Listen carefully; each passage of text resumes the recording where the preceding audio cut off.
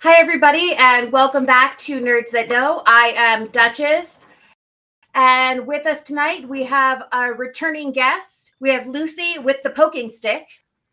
We have the professor. Hello.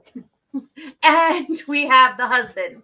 Is the professor like the doctor, or is there another name involved with the professor? Is it just the professor? Professor who? Professor you have the color. So it works. This title was just bestowed on me. So It's up to you. it's still In fairness, Professor it is a workshop title for you sure. have the color. we're going with it. Yeah. You know, you're the first professor. Very well. Which actually works because we are getting ready to do a full album review of In the Wake of Poseidon by King Crimson. Album came out May 15th, 1970. And Professor Who is perfect because a song from this album was actually featured on Doctor Who. Yes. Which one? It was in season 8. I do not remember which Doctor. Babe, Yeah. do you? It was a serial from season 8 in the 70s, but the song that was used was the Devil's Triangle. Good choice, Yeah. that one. So I feel like Doctor Who, Professor Who, it works. So we're going to go with it. All right. So our panel was given the album 1 week ago, and they were asked to listen to the album in its entirety, knowing the neurospiciness that sits on the couch. The album was listened to, I'm going to guess, between these three folk, 275 times in the last week. No. Maybe more. I got nothing. Maybe Maybe more. more. I added 2 to that statistic. I think I listened to this album 6 times in a row yesterday. Yeah, several times. Yeah. I was trying to get to the point where I could at least have a melody from each song in my head. Yeah, and I listened to it at least twice before that. So I think I got between half a dozen and 10 times that I listened to it in the last week. And I think it was more than that because we also had it playing in the house just randomly in the background while we were doing cleaning and stuff. Yeah. So, anyways, lots and lots of times. Also, everyone came prepared with notes and different things to discuss. Okay, let's talk about this though, because my notes are literally the track list that I'm getting from Apple Music, which I listen to, and I also have several Wikipedia pages up, including one for this particular album. Yep. That is my knowledge that I'm going with. The rest of it But is. the point is, you are prepared and you have electronic things to reference. Well, I think we're wondering, how do we organize these notes so we're not stepping on each other? Yeah. Well, that's why I'm here. I think that the important thing is we're going to go question by question here, and then we'll kind of go into a round robin. Maybe is that what the plan is? But I also want to make note that I have this. Yeah. There's one sheet of paper. The poking stick has this, and then the professor has a couple of small packets. It's really 1 page. What's this? That is his synopsis of every That's song. a surprise. Oh. Oh. So the professor is the It may or may not be relevant. No, it totally is. I don't care if it's relevant or not. We're still going to have you go over it because that's the way we roll here. That's the icing on top. So this album was recommended to us by Milty, the progenitor, who is going to try to join us later. He is currently in New Mexico to celebrate Turkey Day with extended family. We are, instead of going to extended family, drinking wine and hanging out. So I'm not drinking wine. I have several other things though. Water, a couple kinds of beer. The proverbial wine. A bunch of olives in a glass. He's not drinking wine either. Well, I mean, he's got a soda. Yeah. You have a soda. Professor, if you would like, husband can make you a lovely mocktail. He looks like 3 sitting on his table. I'm cool in the gang for the time being. All right. So let's go ahead and jump into In the Wake of Poseidon by King Crimson. We're going to start this off. Lucy, because you have the stick, you can go first. Okay. Overall impressions. We're not going to go into detail right now. Right. Overall impressions. I very much enjoyed it. Okay. There's a lot of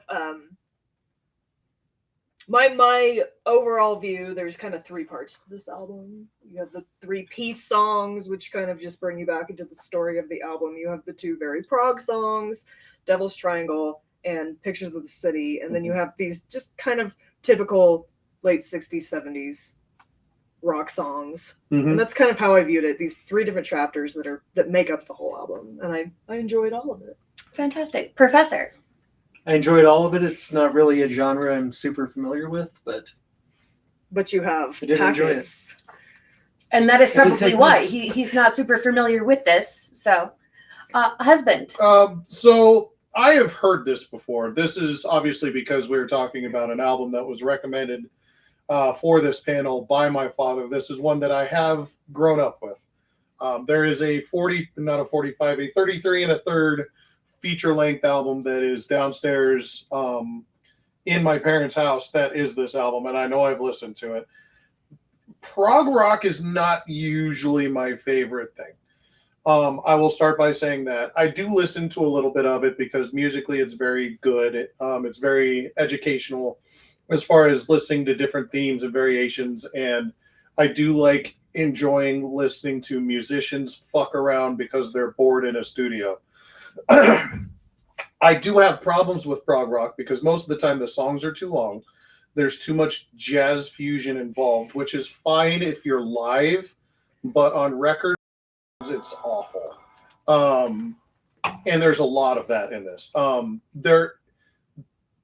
This album is made very chaotically because of what was happening to the band behind the scenes while they were making this album. And it's really interesting. And I want to hold off on a lot of that conversation because I think when the progenitor gets on, he's going to delve into that.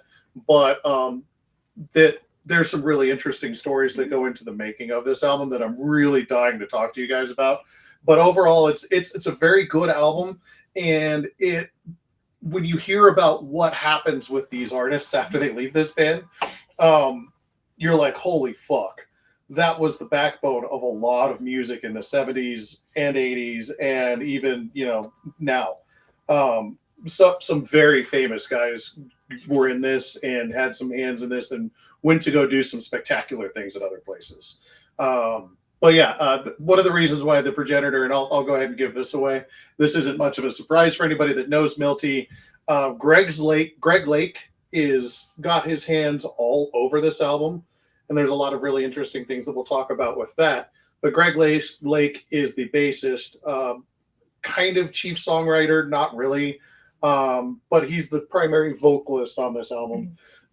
And the only song that they didn't have his vocals on was Cadence and Cascade, which they actually came back and redid with him when they found a remastered version later. But it's a really interesting album. I can't wait to delve into it more, obviously, because I'm already leaking into stuff that we want to talk about later. Gosh. And that was a very good, quick synopsis of his opinion of the It album. was, and I think that's interesting. I love prog rock. Yeah. I like classical music. That's my background. Prog rock is classical music It in is. the rock It's- world. Right. I mean, it's got a lot of jazz fusion. I love the jazz fusion. I love the chaos, and so I think our conversation will be Yeah. very interesting. Yeah. I'm looking forward to it. I'm really looking forward I to am it. too. Right. So this was King Crimson's second studio album that they ever released, and it did reach number 4 on the charts in the UK. So it's also their highest charting album. But the single on this album that was released is Cat Food. And husband, I know, has a very strong opinion about this song. It classically fills in what most people put out as the worst song on the album. Anytime that there is a single, 90% of the time, it's probably the worst developed, worst written, worst thrown together piece of shit that they can throw together in 2.5 minutes to 4 minutes and make presentable and dumb it down. Dumb that motherfucker down so that people will listen to it besides us music nerds. And that's what Cat Food is. And you can tell that they didn't want to do it. You can absolutely tell that they did not want to do it. And it's the worst album on the record. And it's funny that that's the single. You can absolutely tell that that's the song that they're like, no. I agree. It is disjointed with the rest of it. Yep. I think it sounds like a Pink Floyd song. I like Pink Floyd. It was not a diss, but it sounds like Money. A little bit, yeah. This is And before Money, that. that was years later, but it has that same here's this poppy thing. Yep. Sing Mhm. along, cat. We can play this on television and on the radio, and people will get it. It makes no sense. No, it doesn't fit with the flow. It makes no sense. And lyrically, the song is bizarre, which is fine because lyrically, all of the songs are bizarre. But that one makes the least sense. There's How do no. you feel about Professor, your Yeah, thoughts on cat Professor. food? What do you think about cat food? I agree that it's probably the worst song in the album. I could see that being your least favorite song on the album. It's just not very. There's no art behind it. It's It not. seemed to be a commentary on industrial food, Yeah. which not the most compelling single subject. But like they're also saying is that what his mom's feeding him every day? Like there's this whole like relationship with his mother involved that's for some reason. And it's not good enough for the horses. It's only good for cats. They have a problem with cats apparently. Well, and I'll be perfectly open. I'm not a lyrics person, so I have not listened to a lot of the lyrics in any of these songs, except in probably "Pictures of a City." So, But musically, cat Cat Food is the worst So song. what I'm hearing is lyrically, it's also the it's worst the song. worst song lyrically. So nobody likes cat It's food. pretty mundane musically. Well, and really anything that badmouths cats, I'm automatically against. Yeah, it. cheers to that. I mean, Automatically yeah, against I can't. it. There's no poking to be done. No. Not Yeah, yet, no. but I'm sure it will come. There's very few key changes. It's Yeah, it's just not. it's designed to be what it is, which is a single. And Pet food. singles technically suck most of the time. Pet food was much worse in 1970. The If anybody remembers the white dog poop from the 80s, you'll know what I mean. I actually do remember that. I've Yup. always wondered what that was. Just Okay, really that bad for- completely old school. makes sense. Yeah. Okay, now yeah. I have a new appreciation. Right? You know you Okay. say you state a fact that it may or may not be related, and it's suddenly Hashtag white White- poop. I never even thought like is that what I always thought that there was just something wrong with the dog. with when the it pooped like dog, that. right? It's Yeah, because there the was something food wrong was with so the dog terrible. food. That's You bad never- dog food. You Bad never dog food, see white Sadie. dog poop anymore. This dog. That dog. Yeah. I feel like we could get on a tangent about dog feces, but we're gonna skip past that. Thank you, kind one. Get us back on track. Okay. So in all of my research and stuff that I did, because I did, like you said, prepare knowing the panel that was going to be reviewing this, I did find out that Elton John was originally supposed to be a vocalist on this album. And then Robert Fripp said, no, he kind of sucks. We don't want him. So No, this was way before Tough crowd. Elton John was Elton John. Well, of course. so right? That's why I'm going. Okay, I mean, that's one of the interesting production notes was he actually was picked to replace the keyboardist. And auditioned not just as vocalist but as the pianist for this. So when they went and they were like, "You kind of sucks," and so they didn't let him continue. Yeah. that's one of those. Wah, wah. It's like when Jimi Hendrix was he actually when Eric Burton was putting together War, because Eric Burton was on the very first album for War and then left to go do other things, but he auditioned Jimi Hendrix for that band and said no to Jimi Hendrix. Another one of those. Oops. Oops.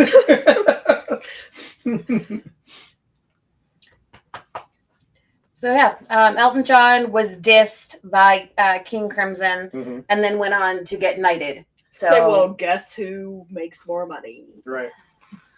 One of the most popular artists on the planet. yeah, we actually. Oh, what did I do? I pushed a button. There we go. I fixed it. Sorry. You're fired. I know. That's okay. Leave.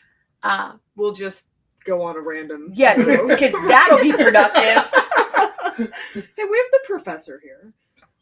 I'm not sure if Jesse could keep us on task. Jesse. Could No. you keep us on task? Well, I won't bring up Poseidon's Kiss.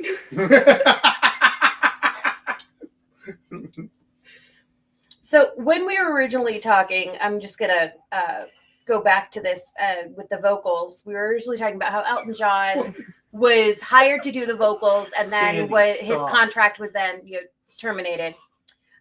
So they had Greg Lake finish doing all of the vocals, but he didn't want to do them, Yeah. right? So he agreed to do the vocals in exchange for all of King Crimson's PA equipment. That's what he got in return. So the question I posed for the panel is, do you think that was a fair trade? And follow up, what weird item would you request in exchange for your services other than monies? I'll start with y'all. Is that what this was about? Stuff. So, I don't know. yeah, so Greg Lake, who wrote most of this, and they only talked him into it because he got to keep the PA equipment, was going on to bigger and better things. You guys may have heard of ELP or Emerson, Lake and Palmer. Yeah, of course. One of the greatest three-piece bands maybe ever. And that's where he left to go. And they wanted him so bad that they let him keep all of the PA equipment. I think that is just a fantastic story. I even have a note that says "shake up with lineup." Yeah, there's a lot of that. That's my note. But yeah, I mean, if I can't think of something specific, like, you know, I have kept tap handles from previous employments, but most of that is stuff that has been gifted to me by those breweries. I can't think of anything. Okay, specific. you have not answered the question. What the Was question? it worth him coming back to get all of the PA equipment? Oh, yeah. That is question one. You know, was it worth it for him and for the band to lose all of their equipment, for him to get all of the equipment, for him to come back and do the vocals? Was it worth it It would be a very different album without it? without it. So this album wouldn't exist. Would Okay. that be better or worse? Well, maybe Elton John would have gotten Maybe rehired, Elton John would have, gotten rehired, and but I think that he it would have been very different. Yes. So no, Professor? we wouldn't have had this. I don't know what was on the line. I have absolutely no idea. Okay. Fantastic. Okay. Was it just a microphone? No, it was No, like no, all of their. it was all of their it. equipment. So So All the of their band is recording the equipment. band got Yeah. this amazing album, right? But then they have to start from scratch. Right. So is that worth it? That's And it the was devil's just bargain. instead of getting paid It's for the devil's triangle. That's any the of his devil's writing triangle right credits or there. anything like that, he gets paid just in the PA equipment, which he can then go on to Emerson, Lake and Palmer and make some really professional live shows. You said you will go into this, Absolutely. and that this album is the backbone Yeah. for things that we love and hold so dear. Mhm. If that's the case, Right. then of course it's worth it. And as you're saying, that led him Yep. into amazingness. So yes, Yep. Okay. and got other people involved in other projects elsewhere that went on. One of the biggest problems with this album is basically just a remake of their first album, although Okay. slightly less chaotic. And did much better than their first album. yes, Yeah, right. Yeah, And you but the said this is biggest number the 4. biggest critique of is it's basically they're just replaying what they did the first time. And you know, there's a lot of that in music to begin with, especially when musicians who are trying out for other things. I was gonna say, especially in prog, Young- there's a young lot of guys who stuff are- to yeah. sift through. If you think Right. of art rock, I mean, even Mhm. down the line, like we're Yeah. big Sonic Youth fans, but you gotta trawl through Yeah, yeah. art rock. Okay, To now find the good the second half of the question. If you were asked, will you perform this function? Will you do this job in which you specialize in? What would you ask in return that was not financial? What would you say? Yes, I will notarize your documents and catalog all of your archives for this. I suppose asking for part of the archives is not ethical.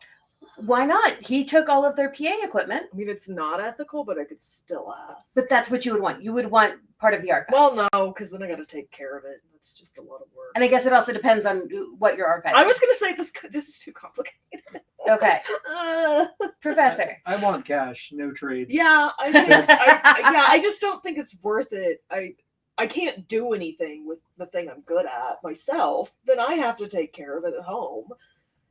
That's Can fair. I just have unlimited access to the thing? Okay, so I would unlimited take that, access. Professor only wants your monies. yeah. Cash. It's got to be cash. You. You don't want to pay. He taxes wants on that. doubloons. I mean, if we're talking about music, it's got to be writing credits and ASCAP credits. Well, yes, music. Yes. Because ultimately these guys are making it to sell to the general public and making money off of it. So you would want the ASCAP credit so that you can continue to make money off of it just for radio plays. Me me music, buying the album in on music, Amazon and that kind of thing. yeah, in music you keep the intellectual property I think I need to 100% because then I mean I took her out not even 2 full hours ago. It was like an hour and a half ago. She is freaking out on me. Okay, She well, has a you go ahead and Go take us. potty? Sandy, you need to go potty? Let's go. Come on. See? No, because she just went and got bone. Our dog is stoned. our dog does not want to listen to King Crimson. You know, she's fine. She's just being a turd bucket, which she does very well. All right. We don't all have good taste. It's okay. We don't. When picking this album, and we had decided to do a music review, and there will be many more of these, just for your general knowledge. I asked my father-in-law, would you please give me a couple of options that I can look through, listen to, and then, choose an album for our panel to review. So he sent me 2 or 3. And then he sent me 35 a couple of days later.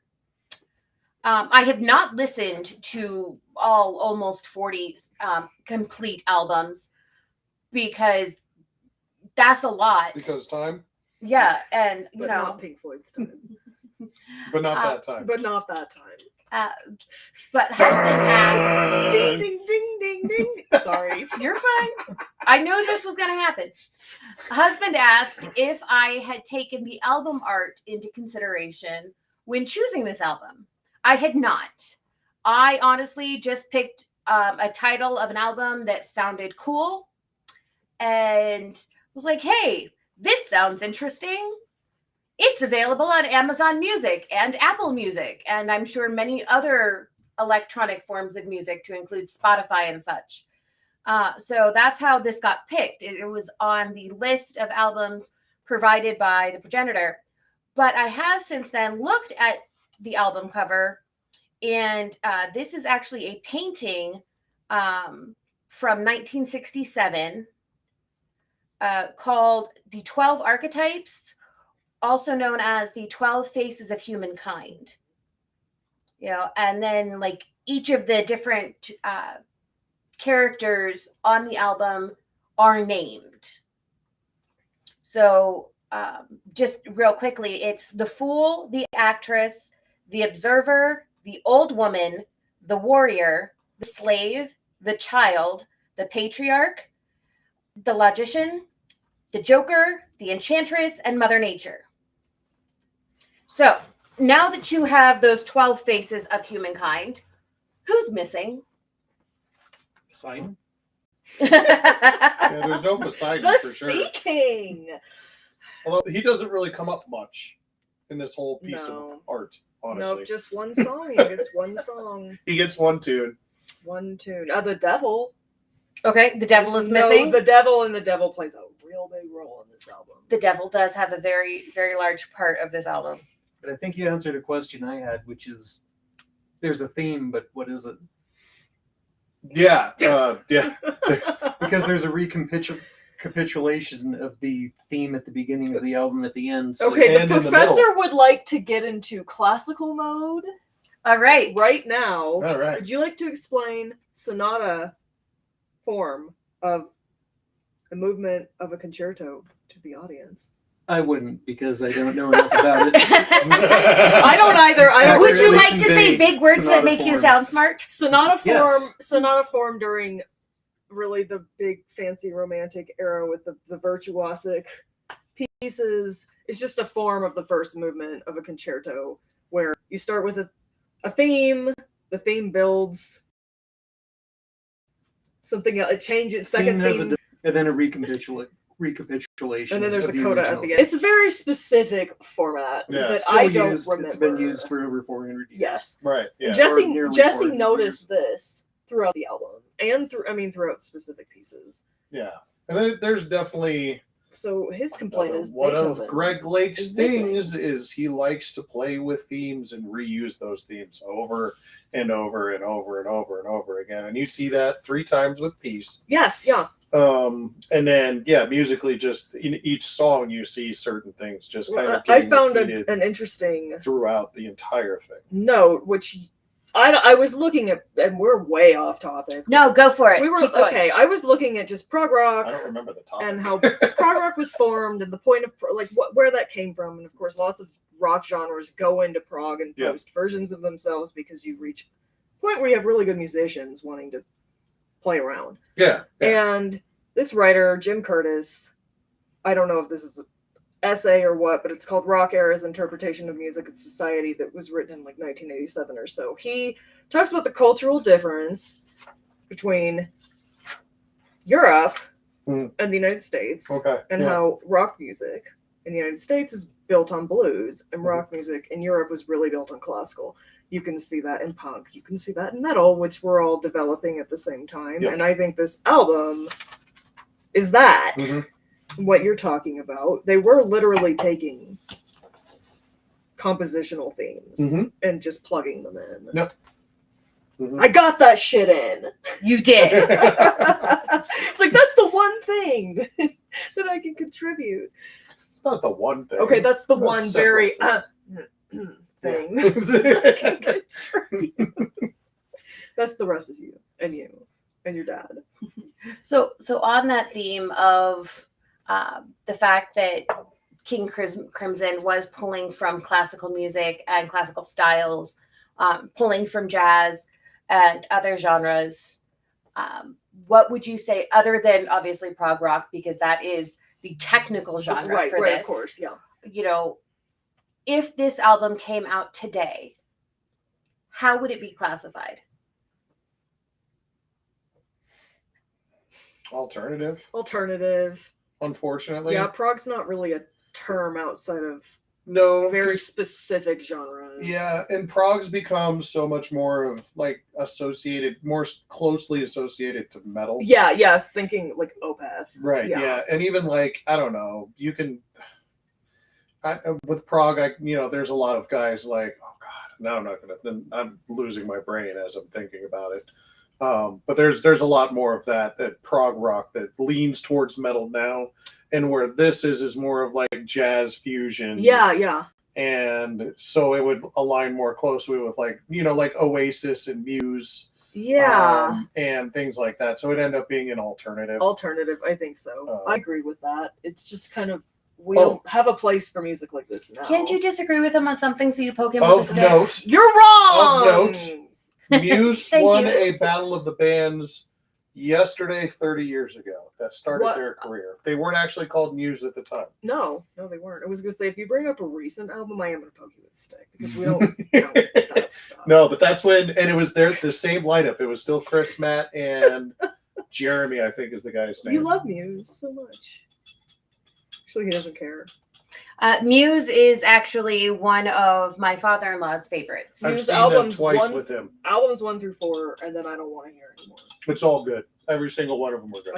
It's so different. Every single one of them is so different, and I have to be in the mood for certain albums. No, that's true. That's true. I tend to like. They're more recent albums.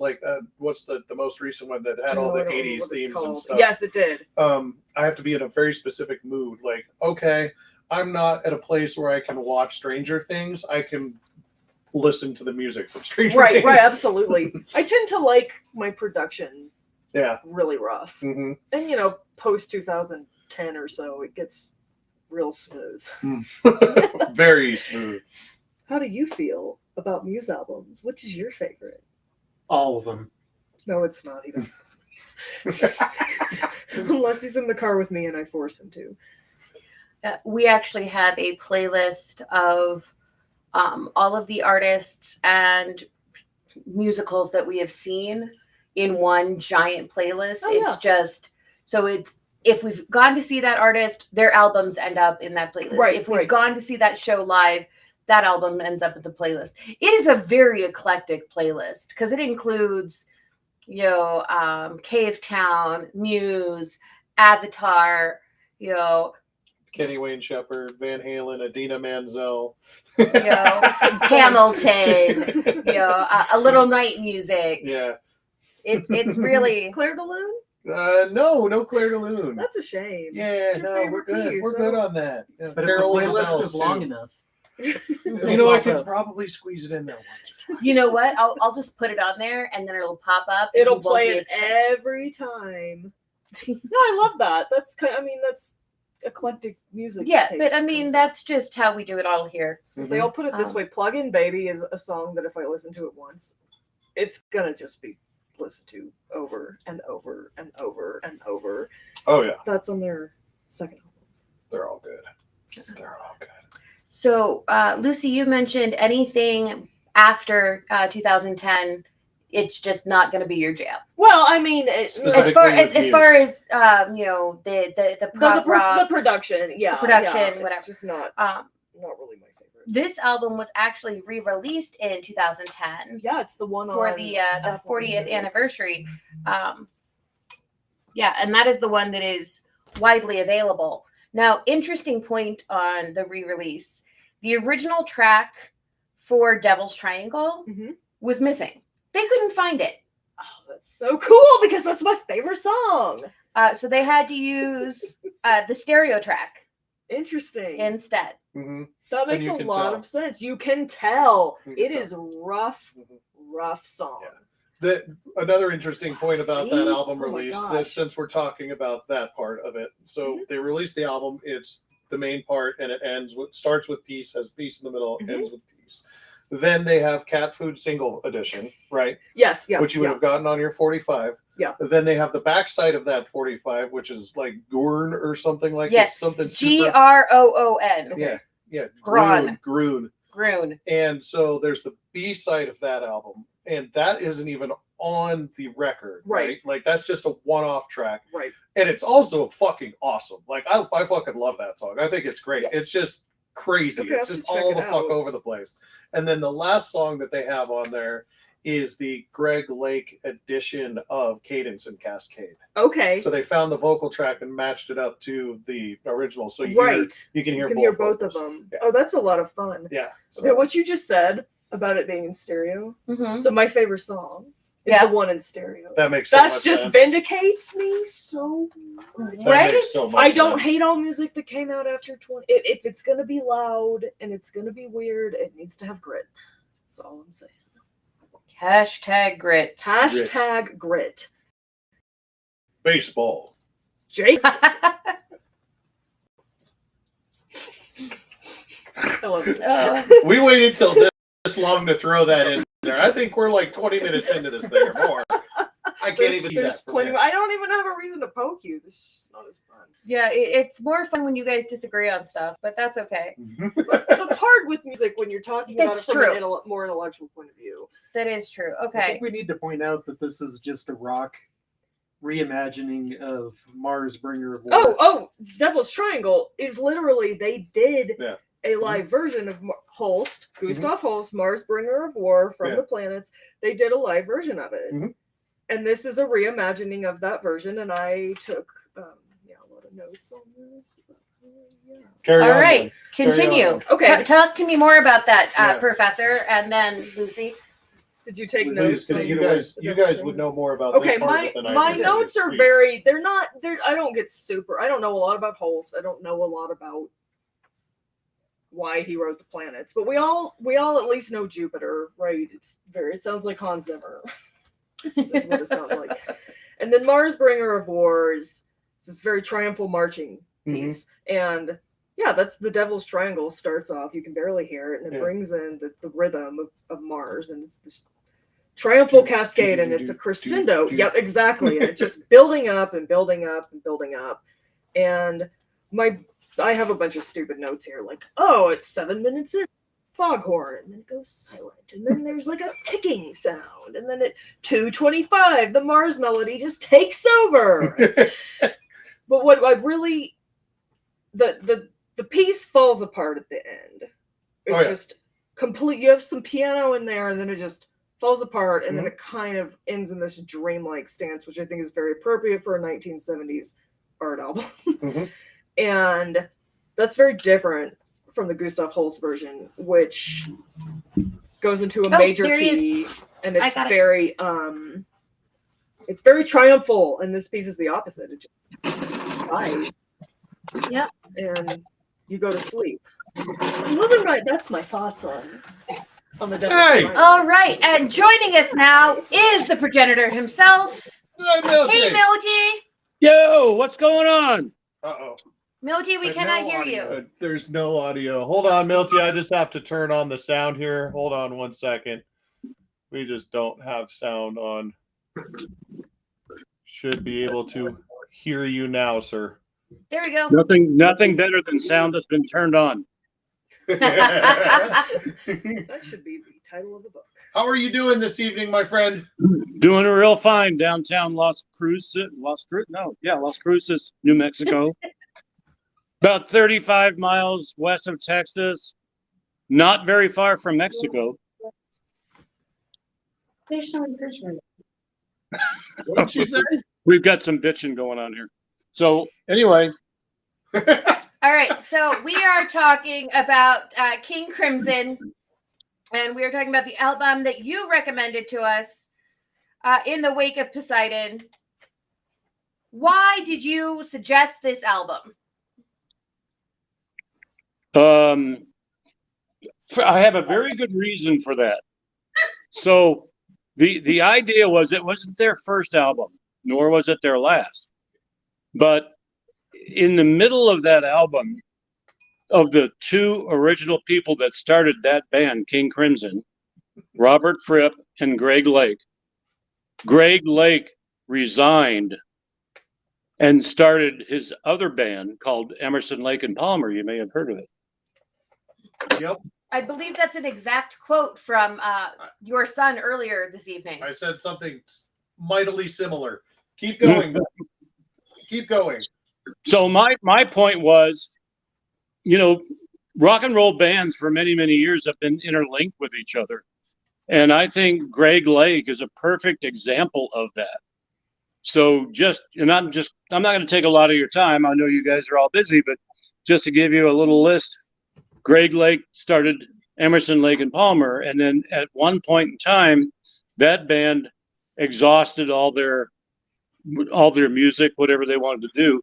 But in the next few years, Greg Lake ended up in Toto. You ever heard of Toto? Uh-huh. Mm-hmm. And Asia. Mm-hmm. But I'm just trying to tie this all together to figure, show you how bands are all intertwined. So when he was in Toto, they actually did background music for Michael Jackson's Thriller. You've probably heard of that album. It was a pretty big. And then he moved on from there.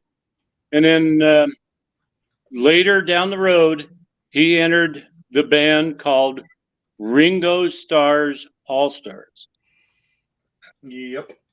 So that band had more members than you can shake a stick at. And very many, many people that you've heard the names before. Joe Walsh was in that band for quite a while.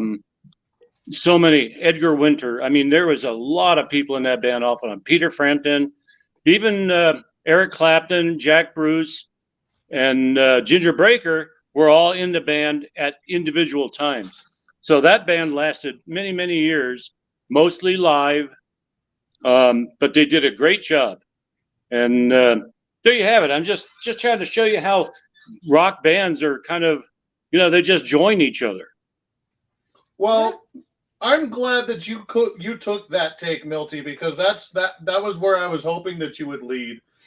You left one significant piece out of that as well. Just one? The original guitarist for King Crimson was one Ian McDonald.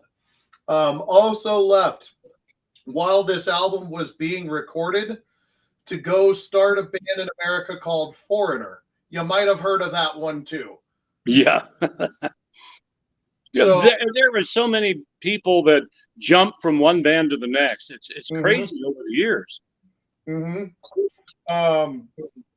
there's a bunch of guys that also ended up in the Manfred Mann's Earth band that were involved in this record.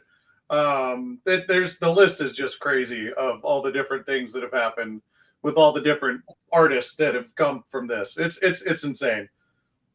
Yeah, there's so many, and I was amazed when I found out that Joe Walsh was in that band from the beginning. Mm. You know, and there was a guy from ELO. His name slips my mind. The guy from ELO. What the hell? Jeff Lynne. Jeff Lynne. Yeah, Jeff Lynne. Thank you. Could you turn that light back on? No. That's no lights. It's after dark, literally. So Jeff Lynne was also instrumental in beginning the band with George Harrison, Bob Dylan, Tom Petty, and Roy Orbison. That was a famous band, the Traveling Wilburys. Yep. They went on for a couple of years with some really good music. Oh, there's fuckery afoot. There might be fuckery outside. Dog is very excited. Did you tell Dog that pop-ups on the TV? She's probably going to come over and try to lick my computer now. Thank you. Pop-ups on TV. Either that or she's going to try to ask you for treats. Yeah. But she is high at the moment, so that helps. Oh, well, you might not mention anything about Hannah because she might think she's coming over to our house. Right. Yeah. Yeah, we can't say your guys' names in succession. Together. Yeah. Otherwise, she freaks out. Because otherwise, she thinks she gets to go play in the yard. I discussed earlier that Cat Food, which was the single released from this album, is the worst song on the album. Do you concur? Yeah. I'm trying to remember. I'm trying to put together in my memory some of the songs from the album. So that's probably the best one. I'm trying to remember the name of the one song that really sounded like the Edgar Winter Band. Remember Edgar Winter did Frankenstein? Yeah, you're thinking of Pictures of a City. That's probably it. Yeah. Pictures of a City is the one that's super jazz fusion. It sounds a lot like what you're talking about. Oh, yeah. It's very Edgar Winter-ish. Yes. Mm-hmm. Oh, yeah. I have notes. Yeah. All right.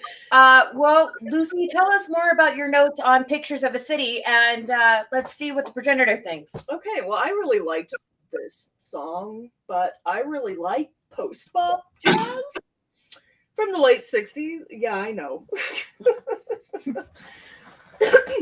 I may have fallen into a slight neuro. It's possible that Lucy might get hooked with the sticks. This sounds like quite a tangent. And listened to every single John Coltrane album that was ever recorded in about a span of a month. Didn't you have them all in a spreadsheet? Shh. I mean, yes, I might have done that. And then I would play the "Which album do we listen to today?" game. Hey, friend, give me a number between 1 and 200. Yeah. Anyway, I don't have a lot to say about this except that I really like this song for a couple of reasons. I mean, musically, yeah, it's a jazz fusion song. It's very indicative of the time. People doing drugs. Miles Davis writing jazz fusion that didn't really take in popularity. That was the song that I noted that may be taking on sonata form. Okay, that's Possibly. the one you were talking about. I had put, if you listen to the first 15 seconds, and then you compare that to the first 25 seconds of the John Coltrane song Giant Steps, which is a deep cut. That's what drew me in. The lyrics I did look up on this one. And, I mean, they're very beatnik, which is not really my thing. But that drew me into it. It was very... For the album, it's very unique. Mm-hmm. It's not super unique for the time, but it's different.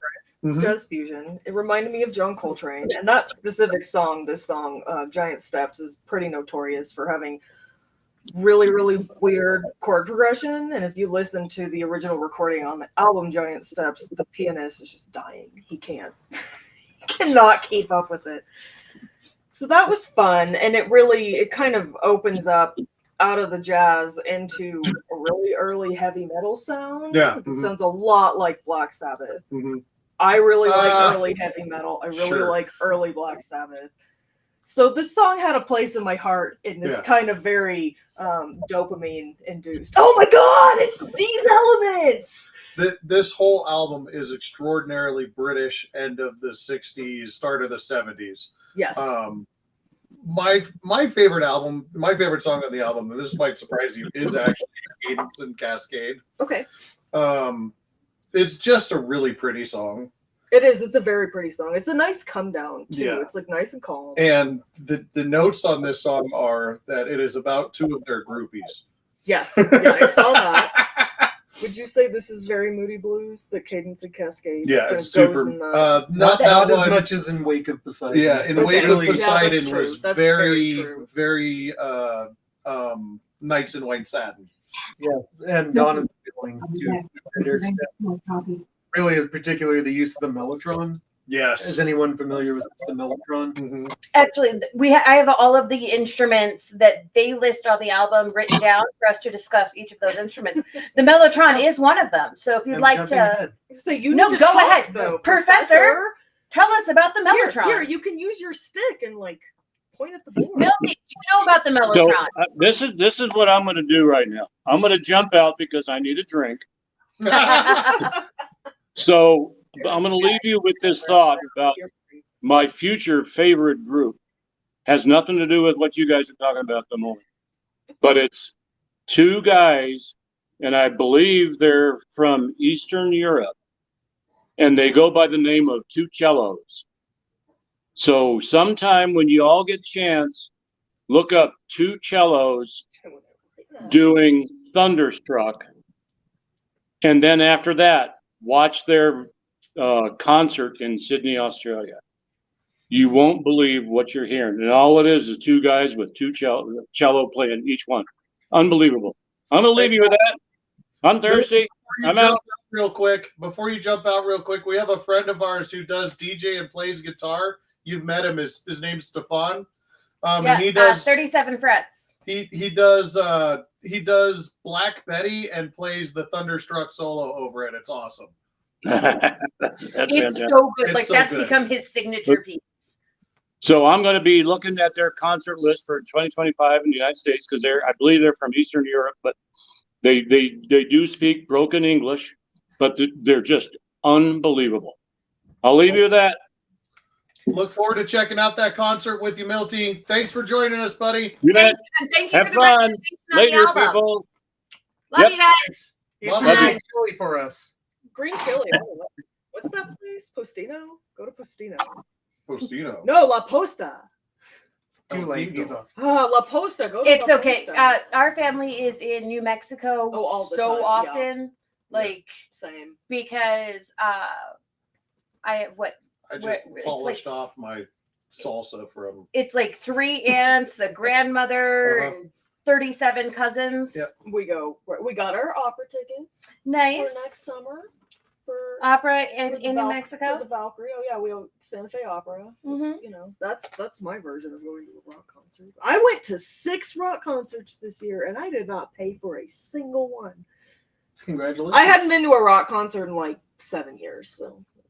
We also had quite the debate last time you were over, once the camera was turned off, about what qualifies as a rock concert. They Yeah. said that going to Dune did not qualify as a rock. Going to Dune does not qualify as a I rock had to In buy- fairness, I had to buy I tickets. agreed You that agreed. it did. I had to buy tickets ahead of time. I That had to is get not my a rock seat. concert. I had to get there super early. There were annoying ass people, And there was loud music. and there was loud whoosh. Do you cheer and throw your devil horns up? Well, yeah, I do. It's Dune. Did you get yelled at for it? No, because it's Dune. Have you met Lucy? Were Have there you met- several people with devil horns Have and you yelling? met? There were no devil horns. Okay, There that's should what have I been thought. devil horns during that. Anyway, that's Or a whole rock fist? different Was there podcast. even any rock fist?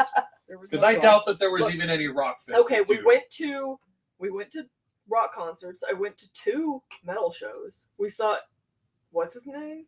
I feel like we're losing focus. We saw Yngwie. Don't we always? We saw Yngwie Malmsteen, Okay, I'll go with you there. That one counts. and then we went to a metal show at Levitt Pavilion.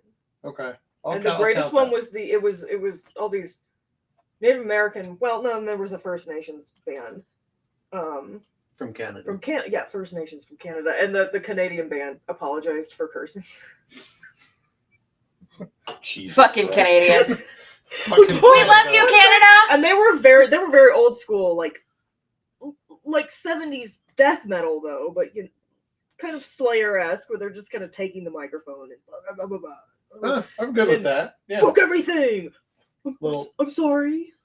Little speed metal action. I'm good with Well, that. speed metal action. Yeah. It was a lot All of right. fun. Devin anyway, Townsend was so the we're band not- I was trying to think of that's prog rock. Devin Okay. Yes. Townsend. Yeah. Yeah. Okay. That guy defines prog rock. We're gonna These jump days. back into. So we're talking about King Crimson. not metal music. Baseball. Now we talked a little bit. We talked a little bit about a couple of the tracks that are on this album. To lean forward. Pictures of the City. You kind of has that sonata feel, according to the professor. Yeah. That's. So if Professor you'd has like made to add sense. more on that. But if we want to go back and start with Peace, a Beginning, which is the first track on the album, thoughts on song numero uno? You should read that line because that's like a really good sentence right there. Okay.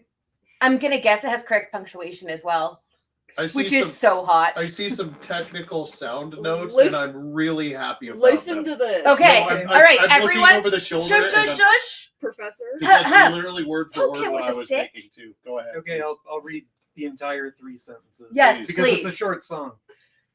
Solo vocal melody, setting the Poseidon theme of the album. Track drenched in heavy plate reverb. The reverb fades out as vocals continue, giving the effect of something from afar coming into focus. That's literally what that song is. That is it's like Yeah. I was thinking the person's over here and they're walking toward you, opening up, singing the song. Here's So, what it is. Professor is now going to be writing all of the descriptions on songs and Netflix. So, look for him there. He has all of the descriptions of the songs. Well, I'm not saying of just these songs. I'm saying every of songs song in general. ever, yeah. Every song ever. You have a new job, sir. This is Up to the why, task. this is why Plus- he is the professor. But the what I- production note was what I noted on there is the reverb The fades, reverb into the and it's like Greg Lake is walking from another room yes, where yeah, he's singing exactly. And then he's- into a hall where you guys are, and Yep. he's getting ready to tell this story. that's Like, exactly he's that off is stage exactly and it. walks onto stage. It's very He's a cool. storyteller. He's Yeah. and here I am, right in front of you. And unless you're listening to it with headphones, you really don't get You that. don't though. get that You don't quite get as that. much, yeah.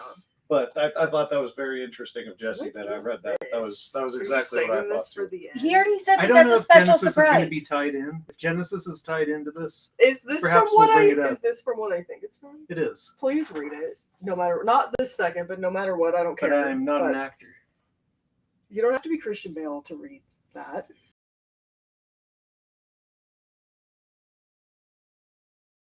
All right. Hint, Let's hint. One of the things about music from this era, storytelling, is the fact that, you know, the first song leads into the next, which, you know, and a lot of the times it's all tied together. Mhm. I feel like in metal and in rock, you get that way more than you do with any other genre, especially in modern music. Correct. Yeah, I agree. Right? Mhm. Like, when we went and saw Avatar, each of their albums is a story, Yeah. Very right? much so. So this album is a story in its own way. So after you have Peace, a beginning, and as husband said earlier, there is Peace, a beginning, a theme, and an end throughout the album.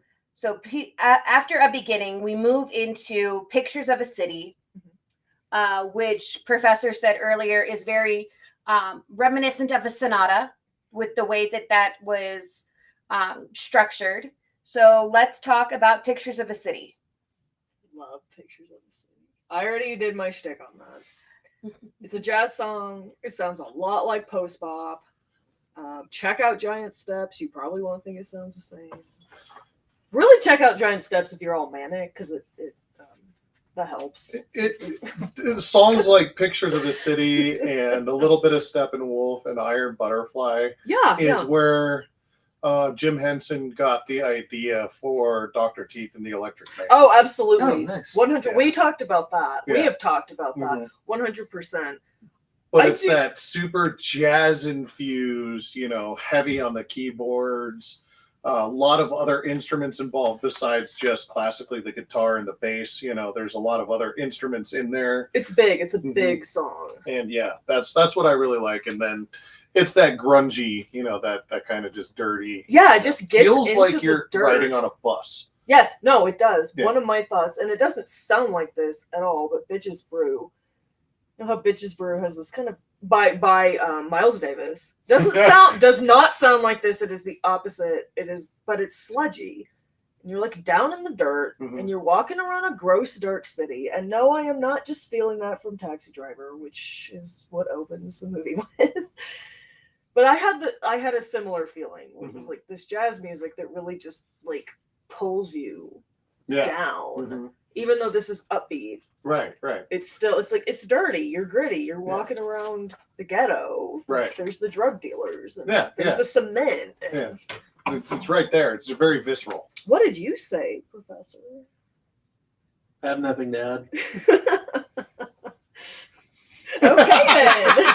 Pictures of a city. All right. Moving on. So next we're going to get into what husband has already said is his favorite song, and that is Cadence and Cascade. Why is this your favorite song on the album? It's quintessential 60s bullshit. Yes. It is, just peace and love and harmony and all this stuff. And, you can tell that there's some acid involved in the making of this. And it's a past the pipe kind of song that you can tell that they were writing with those two girls, probably half naked in the room with them while they were doing it. And it's just pretty. It's just It a is really very pretty. pretty. Yeah, What's it's just the- a really pretty song. What's the Velvet Underground song? Is it? The lyrics are "There She Goes." Nico's singing in that song. There she goes. Whoa, whoa, whoa, whoa, whoa. That's what it reminds me of. Which Femme fatale. is okay. Femme fatale. Yeah, same. Just pretty. Yeah. Just like people doing a bunch of drugs. Yeah. So there's some women that are kind of naked. Yeah. It's just hanging pretty. out. Just hanging out. Yeah. Yeah, in this very similar vein, but there's- Chasing the dragon. chasing probably. the dragon. But I feel that the drums kind of go past 60s folk rock and Yeah. kind of it feels like it's bringing the music into a new era Yeah, you've got of these traditional 60s forms, Mm-hmm.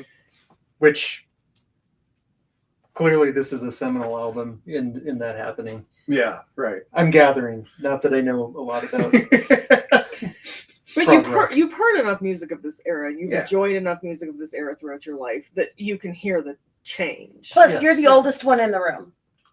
By the ama- way, you're the Indeed. oldest one. In the room. the amazing part about this album is the fact that it still happened. Like everything was tearing at these guys to just not do this, and they somehow kept it together long enough to put this piece of art together. And it literally tore the Putting this band apart. away. And it literally I tore don't the get to equipment be apart, and we sick. still got this That is not amazing the piece point of of art. being sick. You know, a lot of times that if the art just disappears forever, and so it's kind of cool that we get this. Yeah. So see, you had no clue what you were walking into. I had a This lot of album. clue about what I was walking into. We have the Neuro Spicy Yeah, no, Couch. No, I just meant like seminal album. You know what? I appreciate the professor's take on things because not only does it make you sound smart, I understand the words that you're using, which makes me feel smart because I don't always understand what the other two are saying. That's what helps when you're not all like crazy and you're a professor. Yeah. Oh, Oh, so so he's not actually a music professor, but you might. As I'm well be. smart. I'm smart too. we'll sidebar Jake? later. I was just thinking of those next generation bad guys. Oh. You're smart. You You know fix how things. you have Q-fish and goth Vulcan fish. I don't know what you're talking about. Your brain. I have no clue. Okay. Lucy's broken. Husband's brain consists of the entire band of Dr. Teeth and the Electric Mayhem. Yeah. And at different times, different members of the band are running the show. Oh, me too. Yeah, only one there's person has a multiple- hand on look, the control Look, panel. there's Fish, right? But then there's Dr. Teeth Yeah. running around. There's like Janice is there, you know. Scooter occasionally. Yeah, exactly. Animal Like a the lot. the fish are just like what color the background is. Floyd That's fair enough. Peppers, you know, Zoot. So Okay. when you get crazy person in the band and Q-Fish, you get like hours and hours and hours and hours of hard bop jazz. for And a when month you straight. start to spreadsheet your albums. Look, that's Okay. very efficient way of listening to albums. All right, let's move on to the next song, and that is In the Wake of Poseidon, which is the title track, right? But as previously stated, this is really the only time Poseidon is mentioned. So, title track, Professor, start us off. The one with the Mellotron. And the it was- Beatles. Yeah, going back to the Mellotron. Mhm. So prominent in the composition is the use of the Mellotron, which is a keyboard instrument that pressing a key triggers a length of magnetic tape to be played that you could either use as a instrument sound or a small phrase from a song, giving the ability for a really small ensemble to simulate an orchestra or much larger sounds than you'd normally be able to with a small ensemble. Would you say like an early version of a Casio as we think of it today, where you can program a key to do certain things? Yeah, exactly. I had no idea what a mellotron was, so Same. I greatly appreciate that explanation because, again, Professor uses words that we can all understand. Most famously used in Moody Blues, Days of Future Past. Husband is It's- getting it's- very excited by It's your all notes. over. It's all over the Moody Blues. Like the Mellotron was all over their music, especially early Moody Blues when they were trying to before they were able to actually acquire and finance an orchestra in their studio full time. They used the Mellotron a lot in like their early music. You're absolutely correct about that. All right. Anything to add, Lucy? Nope. Okay, chill. When I listen to this song, I actually do have something to add because Okay. it's got the Mellotron and then it comes in, and then Drum Boy goes fucking to town. He goes full on rock, and like you said with the drums earlier, it adds a different part where you're like, all right, I see what you're doing with this. It's like not just a Moody Blues song. This is actually like fucking Homeboys being Animal, or like fucking I don't know what else to say, but he's just going nuts the entire time. And this is just nice, like Another extension from jazz. It's really bringing that jazz yeah, back into it. and it's just a very nice pop into that song too. That's just like, all right, cool. That's different. That's very cool. Yeah, a pretty much conventional pop rock song of the time, with the exception of the drums. Yeah. Was Mhm. another note that I had for the song. You can look through the wine rack if you'd like something more since I finished off the wine you brought. I'm sure Professor will drive you home. Technically, I brought it. but- I said Oh, I me! finished off the wine. I'm the wino. I said I finished off the wine you brought. So if Look, you want to look I'm on the gonna- wine rack. I'll give it a second. and then- Okay. All right. So the next track is fully instrumental, no vocals. Mhm. Piece, a theme. It's really it's a transitory. It's just kind of You know? it comes in and then it leaves. It really goes just kind of into cat food. Yeah, you call it an Yeah. intro to cat food. Yeah, and Okay. intro to cat food. It's kind of bringing you back to that piece of beginning, like story. The storyteller is he's walking back in, throwing you some cat food, whether you want it or not. And it'll give you And white he's just poo. kind of It's kind of- walking back out. it's a way to sort of segue from what you were doing with Yeah. this Big Beautiful in the Wake of Poseidon and all the other songs that you just were all over the place with. And they're like, all right, we got to do this. So here's the introduction to it so we can hammer this fucking thing out in 4.5 Like, I minutes. know this is gonna suck, but let's just get through it, okay? We're going to get through it together. So Cat food, cat food, cat food. interestingly, Peace, a Theme, and Yeah. The Devil's Triangle were the favorites of Maddie. Okay, so- she liked Devil's Triangle. Yeah, Yeah. they did. Mhm. So husband and I have two 17-year-old nibblings, and I had them listen to this album as well. And the two instrumental pieces, Peace, a Theme, and The Devil's Triangle, were the favorites. Maddie was saying they're very, how did they put it? They are mellow music that you can lose your thoughts to. I agree with that. I think Yeah. that's true. I mean, So- when I was young, I really, really enjoyed. I'm going back to Pink Floyd, but that's because Cat Food and Dark Side of the Moon have a lot in common. Yeah, well, we're gonna skip Cat Yeah. Food while we're discussing Just all of saying the that, tracks. when I was young, Yeah. I really But liked that kind of music because you're young and I it is easy to appreciate listen to. that the two 17-year-olds got this album now on their own playlist. The fact that they listened to it and the Devil's Triangle came up as the favorite for a 17-year-old, I just my heart. The fact that they You had would other love my opinions I know. than I mean, this the hair sucks or this is so old Yeah, is yeah. good enough for me. All right, so let's move past Cat Food, which we've all decided is poo. Yeah, it's fine. White poo It's as just- of that. White It's Poo, fine. The White song 80s. is fine. It It's just fine. doesn't It's fit fine. on the It album. doesn't fit. I It's was not. just making the white poo reference. Oh, okay. Sweet poo. We're just trying to make sure we don't. Yes, You know, it's none of the songs on this album are bad, right? You should absolutely listen to this. I recommend I it. don't know. Cadence and Cascade's kind of stupid. It's stupid, Devil's but it's not Triangle, bad. Like it takes forever to get going. No, it's cool. All right. Anywho, Anywho, you guys should absolutely check this out. We'll put the link to the album from Spotify, Apple Music, and Amazon Music in the description below. So please look for this album, check it out, and no, we are not getting paid to say that. No. All right. So Devil's Triangle is track number 7 on this, and Husband thinks that it starts too slow. Lucy thinks it's her favorite. Well, Professor, what It say does ye? start to- It does start too slow. You can't hear it for the first minute. It starts exactly where it should because it's a reimagination of Yeah. Gustav Holst's The Planets, Thank you. Mars Bringer of War. Thank you. It fits the theme just fine. I was just trying to poke fun at your favorites.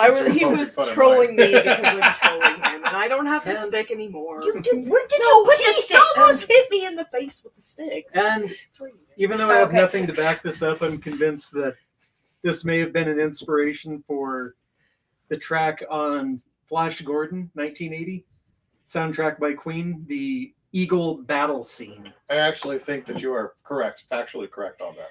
I actually Okay. looked that up. I got and heavy I did not. So- Queen- that. Hawk battle scene. I did not That is delve actually into that, correct. but that does make sense. Also, this is a very long song, right? Yes. And it actually has 3 parts, Mhm. and each part has its own title. Mhm. Okay, interesting. Yes, I did. I didn't know that. I did the research. I got too wrapped up in writing 7 minutes. Foghorn. Okay, so for the first 3 minutes and 47 seconds, Yes. you are at Merde Morn. Okay. Right? Sure. And then as you go, begin listening until you hit 4 minutes and 1 second, There's the names of them. or it is The Hands of Siron. That's how I'm going to pronounce Sure. it. Skyrunner, yes, I remember. Yeah. And then the last piece of the song is The Garden of Worm. Okay. So again, this song, it is a very long song. It is purely instrumental, Yes. but it does have 3 distinct segments within the song. Yeah, it does. Yeah, I can picture where you're talking about these. I listened to this maybe a few times. Once or twice, I'm A couple sure. of times. Outside of listening to that. Now, here's the big question. Who listened to this album, Romulan Fish or Q-Fish? Well, Based on your notes, I'm going to say Romulan Fish. okay, look, that's not. Yeah, look, they're kind of organized. Yeah, Q-Fish is like not awake right now, Okay, chill. which is stupid because this album would have been great on Q-Fish. Well, you know what? You'll have to listen to it again under Q-Fish influence and let us know what you think of it that way. Okay. I won't go crazy. It's okay. All right. So, Devil's Triangle. Any additional notes from anyone? Professor? No, what did you say? What is your description? Is it more than 3 sentences? Yes. It's about 3 sentences. No. Okay, It's what please. you've already brought So, up. Rock Jam reimagining of Holst's Mars Bringer of War from The Planets by Gustav Holst, again employing use of mellotron, strings, and horns. There's a possibility this track may have been the inspiration for the battle music in the 1980 Flash Gordon film with music by Queen. Nice. So All right. that's all I've got. One of the fabulous things about the Flash Gordon film is it features my brother-in-law. It was before he was actually, who he is now. But we have the Funko Pop, Oh, which for a long do time. we actually have that one? Yeah, No, we do. Matt has it. No, we have I it. gave it to Matt. Did you give it to him? I thought we still had it. Anyways, the Funko Pop was his profile picture on all social media for a while. Pretty sure Because it still is. That's what he looks like. My brother-in-law looks like The Eagle Man? no. No, it's Ming the Merciless. Yes. Ah, okay. The Funko Pop of Ming the Merciless looks exactly like my brother. Yeah. And actually, his name on various forms of social media is Mang instead of Ming Oh, I love it. because he He is. says, "Hey, man." Oh my god. All right. You just brought him into the conversation. Hey, man. But I'm pretty sure we still have Mang the Merciless. So there's the Funko Pop. And now I'm going to show you a picture of my brother, and you can see that he Okay, looks well- identical. While husband is pulling that up, let's ask Lucy about the final track on this album, which is Peace and End. It's fine. It's a coda. It as Jesse was talking about with sonata form, it's going back to the other piece movements, draws that back. The melody's kind of similar, and then coda as in it takes the ending and it just kind of we have singing in it. We have instrumentals in it, which makes it different from the first piece. Mm-hmm. And it develops more than the second piece. And it's kind of it's an ending, but it's not just, and then amen. It's kind of There's like, here my we brother. are, here's I group. could see that. Oh my god. Do you feel It's that just like this that. song appropriately finishes the album? I think so. Yeah. Does yeah. it leave you going, well, now there's just this bit hanging out there? I don't think so. Or do you say, yeah, this is a good bookend. I can close the chapter on this and feel okay. 100%. This is a good bookend. Like, we're all kumbayaing and it's peaceful. And we've gone through this weird ass journey. And it's coming off this very weird song that's chaotic. And I mentioned earlier, the song goes into this dream state. So I think it would be very odd to ramp the energy back up. I think it's good energy to end on in this album. All right.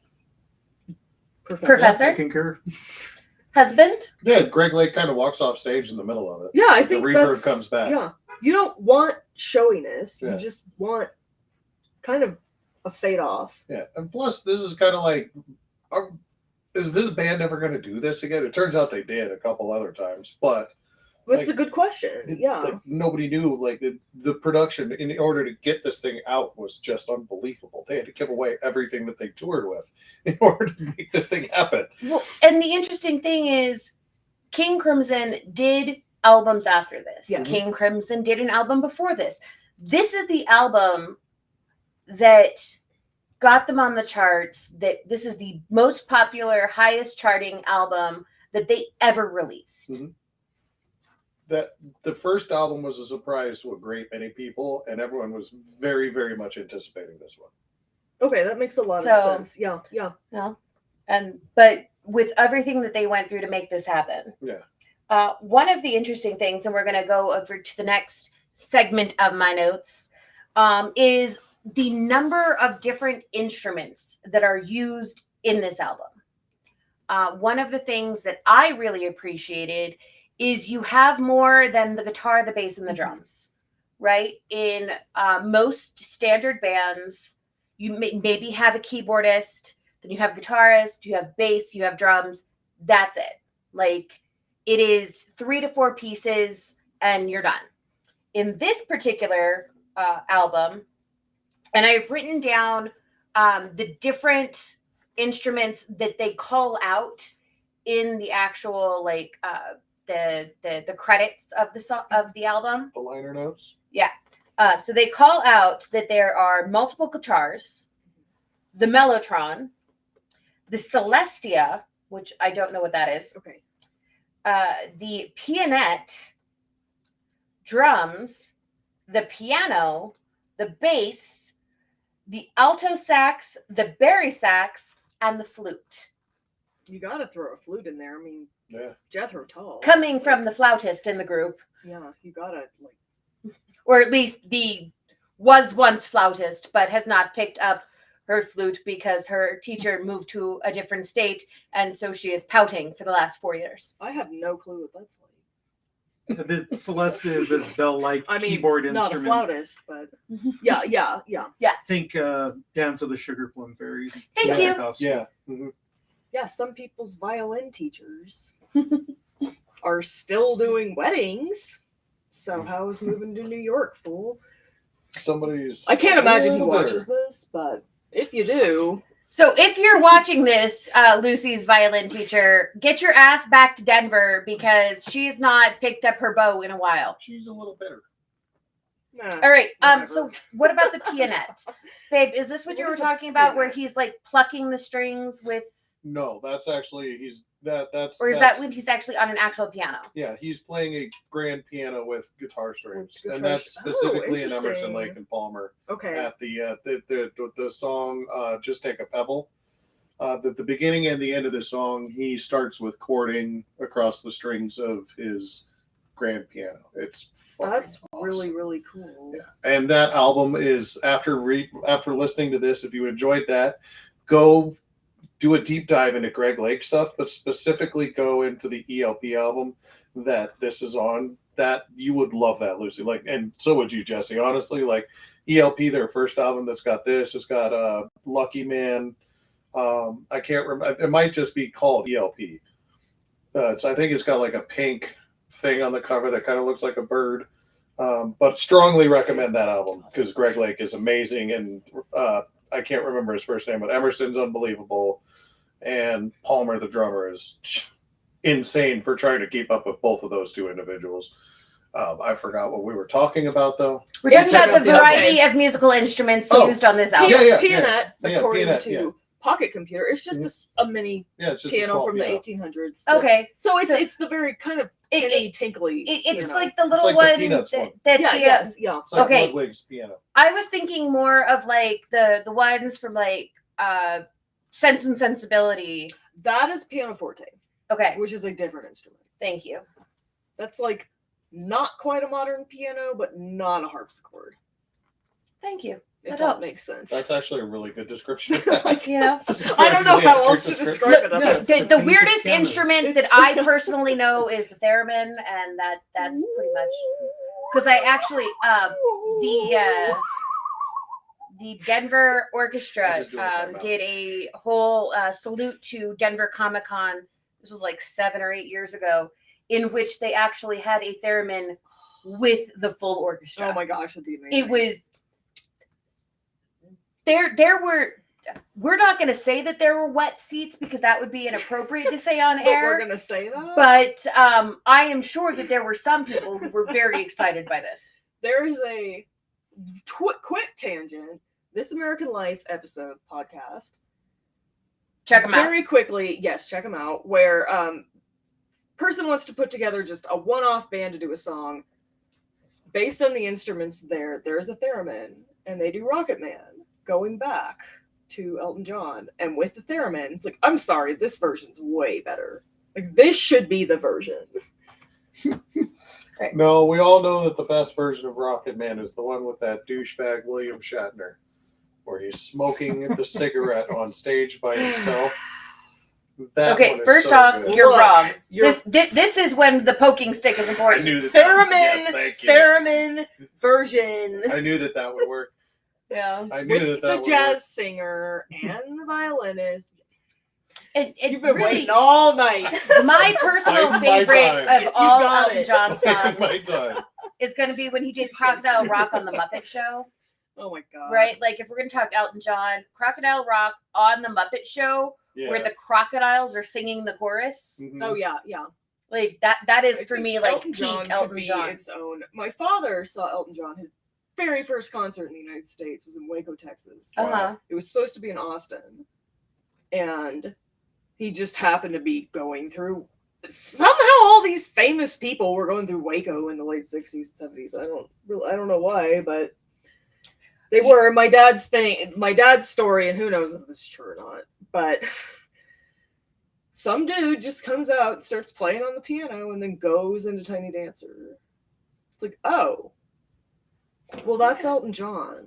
And even if it's not true, it's a great It's story. not It's a true, great it's a great story. Uh, In Waco, Texas. My father-in-law has a fabulous story in which he was hanging out at a bar where there was live music, but there were only like 12 people in the bar, including the band.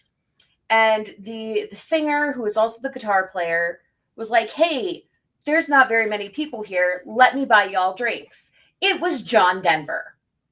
Love John it. Denver bought my dad a drink. That my father has like 20 stories like this. Yeah. Oh, God. And I believe him. My father-in-law I has do. like 200 of Yeah. these. Like, Yeah. it's ridiculous. Can we not get him and my dad? My together? dad sacked Good John God. Elway. That would be really funny to record, though. No, Yeah, hold what? on. Oh my God, Especially it if we would. got my dad in on it, too. Hold Oh my on, though. God, My dad has yeah. sacked John Elway. Oh, yeah, that's true also. And I wouldn't believe it except for the fact that I was there when it happened. He was leaving a Mexican restaurant. John was leaving a Mexican restaurant had after imbibing, which doesn't shock anybody. And we were walking in, and they did the whole "excuse me, pardon me, excuse me, pardon me." And John stepped on my dad's foot and fell over.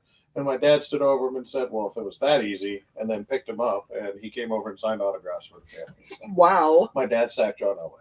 Wow. Yeah, nice. the progenitor who was on with us earlier this evening has amazing stories. Yeah. Oh yeah, same. My father, who will never be on with us, has.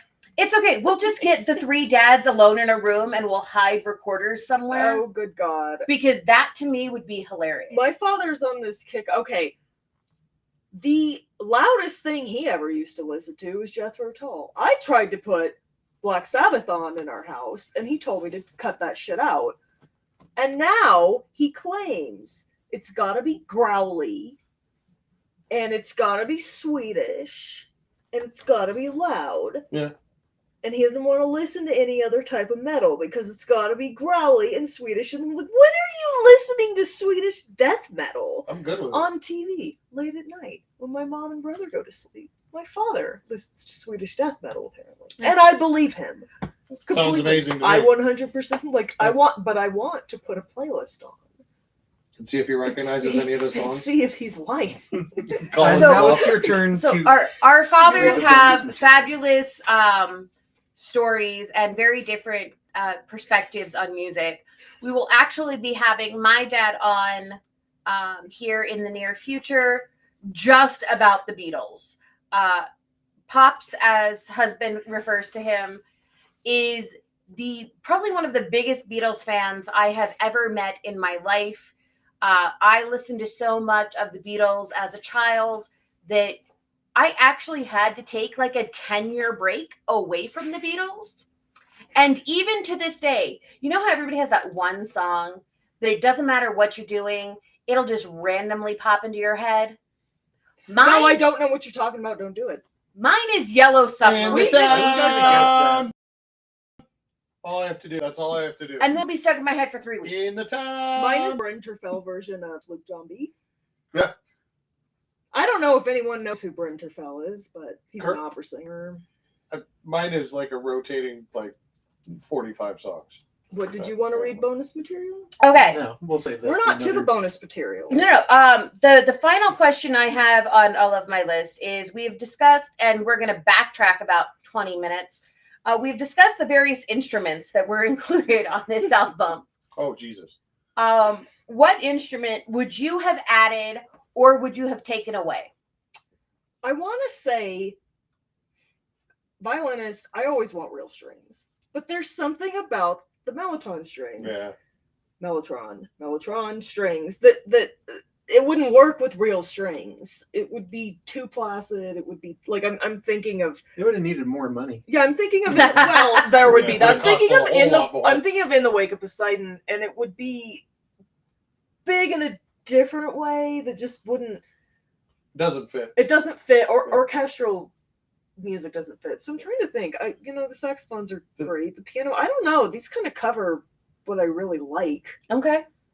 Husband? Yeah, the biggest problem with using like real string instruments and things like that is the amount of clean microphone that you actually need to do that. Yeah, I don't yeah. think that these guys, considering how much they actually had to do to get this album out, I don't think these guys were playing in the ballpark of doing that.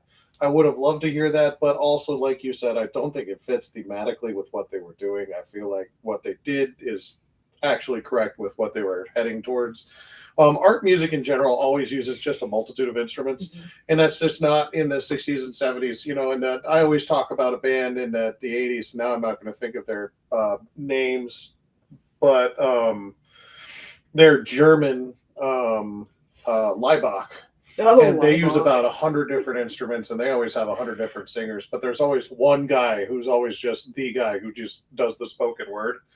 But that, you know, thematically is what this is too. Yes, It's yeah. just overkill. But I think it's perfect the way it is. I think that they didn't need to add anything, and I don't know if they could have added anything to it. Professor?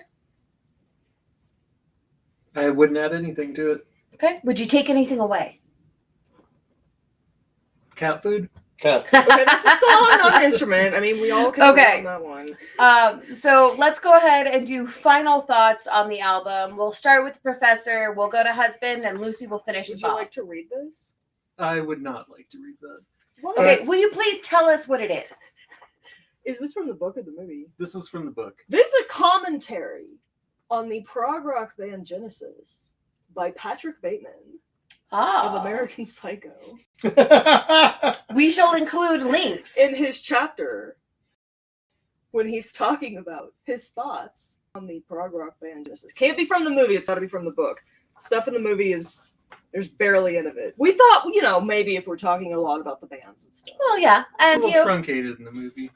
You don't have to read the whole thing. Okay, It's just- Professor, your final thoughts on Wake of Poseidon, the album. It's really a sound that ushers in the 70s, I feel. Okay. That's about all I have to say in closing. Husband? Well, had Milty not told me about it, I probably would have never listened to this because it's definitely not my jam. I enjoy it, and every time I listen to it, I enjoy it a little bit more and more. But it is not going to be in a regular listening capacity for me. It's just not really my thing. Now, there are a couple songs I will take away and be like, okay, these can go in like a regular talking about rotation or this. But overall, you know, I think this is more of just it fits in the place in history, and then you see what happened to all of these musicians afterwards, and it's like, okay, cool, this is a great representation of what these musicians were before they became famous elsewhere. Okay. Lucy, any final thoughts? I'm trying to decide if I will listen to this album a lot. I like prog rock, I like art rock. Most of it kind of the new wave of the 80s. And this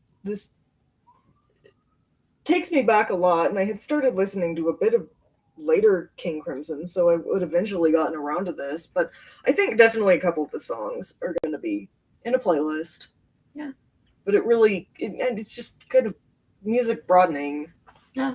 The Nibblings had said that this is the kind of album that they would put on in the background while doing homework or relaxing at the end of the day. That's what I think. I think this can go on. Like this my house. is, I don't have to pay attention to it because it makes me feel chill music. Yeah, exactly. Is the way that the 17-year-olds put it. That's how I feel about it. Is I'm probably not going to throw on my headphones and really dig in all the time, but cleaning the house. Yeah. On a car trip. Yeah, I appreciate that there are so many different generations that appreciate this album, that enjoy the music, that understand that this is, you know, exactly like Professor was saying, this ushers in the next era of music, right? So that is our wrap up on In the Wake of Poseidon by King Crimson. And other stuff. And a bunch of other crap. We will be reviewing additional albums in the future. If you have any suggestions for albums, please put them in the comments below. If it is something that you think both Husband and Lucy will pull their hair out while listening to, absolutely let us know. The Professor has no hair to pull out, but he will listen to it anyway. So please let us know your thoughts. Still have hair. Let us know your thoughts. Let us know about any additional albums. We are the Nerds That Know. You can find us on all of the various forms of social media. We are on TikTok, Facebook, Instagram, Twitter, Twitch, and YouTube, all as the Nerds That Know. And as my best friend has once said, we will never call Twitter X, because if Elon Musk can use his child's dead name, we can use his app's dead name. So on that note, follow us, like, share, subscribe, do all of the things, and we will see you on the next episode. I gotta watch Buffy. Oh, yeah.